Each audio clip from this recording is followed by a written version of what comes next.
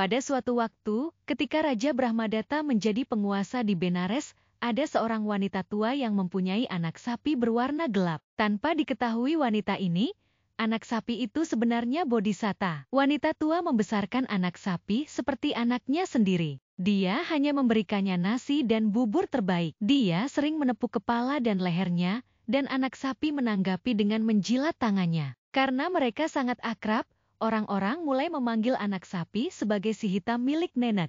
Bahkan ketika ia tumbuh menjadi lembu jantan besar yang kuat, si hitam tetap sangat jinak dan lembut. Anak-anak di desa sering bermain dengannya, memegangi leher, telinga, dan tanduknya. Terkadang mereka bahkan menarik ekor si lembu dan naik ke punggungnya untuk berjalan-jalan. Namun karena si hitam menyayangi anak-anak, ia tidak pernah mengeluh. Si lembu berpikir, wanita tua yang penuh kasih sayang, membesarkan saya bagaikan seorang ibu yang hangat bagiku. Dia membesarkan saya selayaknya anak sendiri dan selalu memberi makanan terbaik untukku. Dia miskin dan tak berkecukupan, tapi begitu rendah hati untuk meminta bantuanku dan terlalu lembut untuk memaksaku bekerja. Karena saya juga menyayanginya, saya ingin dia bahagia dan terbebas dari derita kemiskinan. Jadi ia mulai mencari pekerjaan.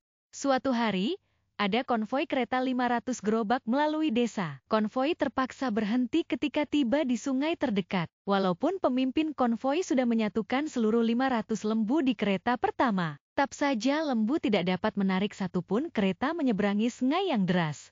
Tidak punya pilihan, pemimpin mulai mencari tambahan lembu. Sebagai seorang yang ahli dalam menilai kemampuan lembu, dia melihat si hitamnya nenek saat dia memeriksa ternak desa yang berjalan-jalan. Lembu agung ini sepertinya memiliki kekuatan dan kemauan untuk menarik gerobak saya menyeberangi sungai. Dia berpikir cepat. Dia berkata pada penduduk desa yang berdiri di dekatnya, "Milik siapa lembu hitam besar ini? Saya ingin menggunakannya untuk menarik gerobak menyeberangi sungai dan akan membayar pemiliknya sebagai balas jasa." "Oh, tak mengapa, ambil saja. Tuanya tidak berada di sini," jawab penduduk.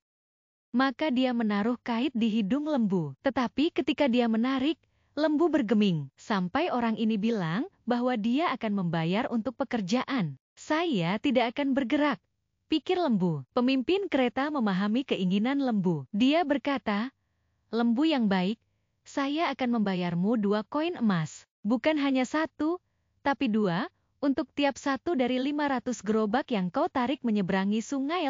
Mendengar hal ini, si hitamnya nenek pergi bersamanya seketika. Lelaki itu mengikat lembu hitam kuat ini ke kereta pertama, dan si hitamnya nenek melanjutkan menariknya menyeberangi sungai. Tanpa memelan sedikit pun, ia menarik hingga seluruh 500 gerobak menyeberangi sungai.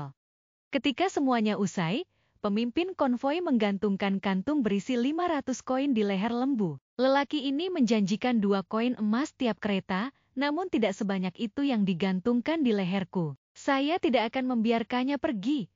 Berpikir demikian, ia melangkah ke depan gerobak dan menutupi jalannya. Pemimpin berusaha mendorongnya pergi, namun lembu tidak bergerak. Dia mencoba menyetir gerobak mengitari lembu. Tetapi para lembu lainnya telah melihat bagaimana kuatnya si hitam milik nenek, maka mereka juga tidak mau bergerak.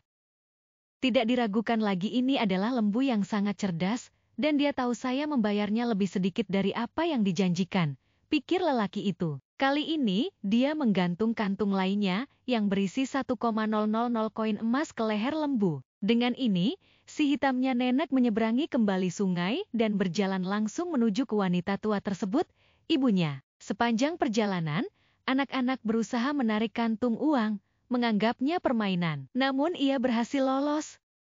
Ketika wanita tua melihat kantung berat itu, ia sangat terkejut. Anak-anak bercerita apa yang terjadi di sungai. Dia membuka kantung dan menemukan uang di dalamnya. Melihat betapa letih anaknya, dia berkata, "Oh putraku, mengapa kau bekerja demikian keras dan menderita? Apakah kau pikir saya ingin bergantung padamu? Tidak peduli sulitnya keadaan, saya akan selalu merawatmu."